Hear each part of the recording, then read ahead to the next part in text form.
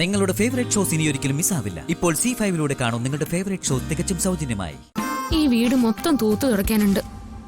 പിന്നെ പൂജയ്ക്ക് ഒരുക്കണം, എല്ലാവർക്കും ഉള്ള ഭക്ഷണം തയ്യാറാക്കണം. വിശാൽ സാറിന് സലാഡ്, അച്ഛന് കഞ്ഞി, മുത്തശ്ശിക്ക് ജ്യൂസ്, ബാക്കിയുള്ളവർക്ക് ചപ്പാത്തിയും കറിയും. ഇതൊക്കെ കഴിഞ്ഞ് വീടിന് പുറത്തുള്ള കാര്യങ്ങൾ വേറെ.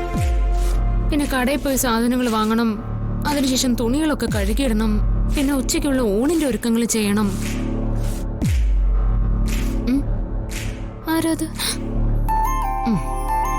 നിന്റെ അനിയത്തിയും നീയും ഒരേ വയറ്റിൽ തന്നെയല്ലേ ജനിച്ചത്? പിന്നെ പല്ലവി മാത്രം എങ്ങനെയാ ഇത്രയും സ്മാർട്ട് ആയത്?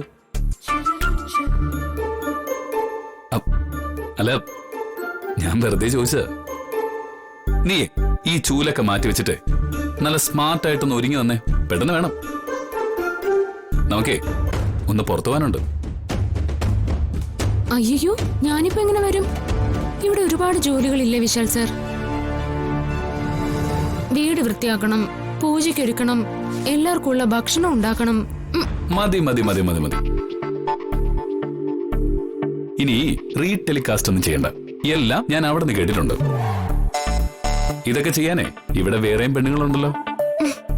നീ തൽക്കാലം ഞാൻ പറയുന്ന അനുസരിച്ചാ മതി.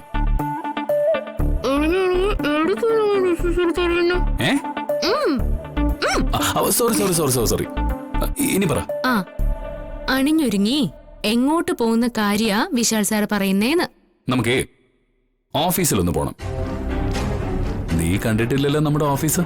ഇല്ല, പക്ഷേ ഓഫീസിലേക്ക് ഞാൻ എന്താ പറഞ്ഞേ?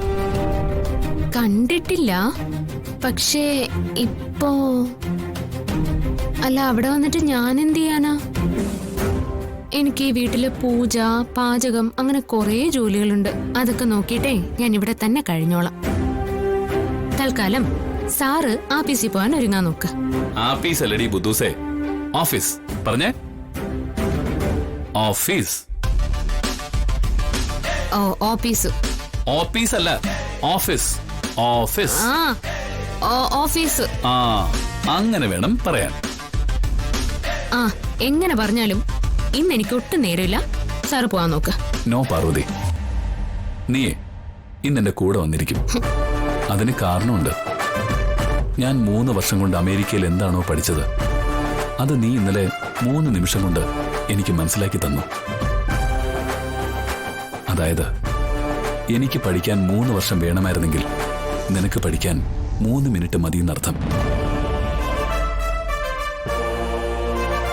പാർവതി, നിന്റെ നോളജ് എന്താണെന്നും നിന്റെ റേഞ്ച് എന്താണെന്നും നിനക്കറിയില്ല. വിദ്യാഭ്യാസം മാത്രമല്ല ഒന്നിന്റെ അടിസ്ഥാനം. കാര്യങ്ങൾ മനസ്സിലാക്കി പ്രവർത്തിക്കാനുള്ള കഴിവ്, അത് നിനക്കുണ്ട്. അന്ന് ശ്രീദേവി വന്നപ്പോഴും നിന്റെ കഴിവ് നീ തെളിയിച്ചതാ. അവള് അത് അംഗീകരിക്കുകയും ചെയ്തു.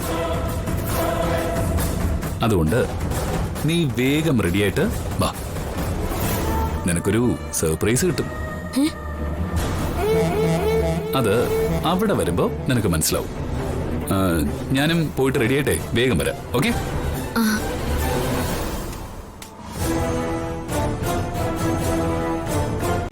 ഡൗൺലോഡ് ചെയ്യൂ C5 ആപ്പ്. കാണൂ എല്ലാ എപ്പിസോഡുകളും സൗജന്യമായി.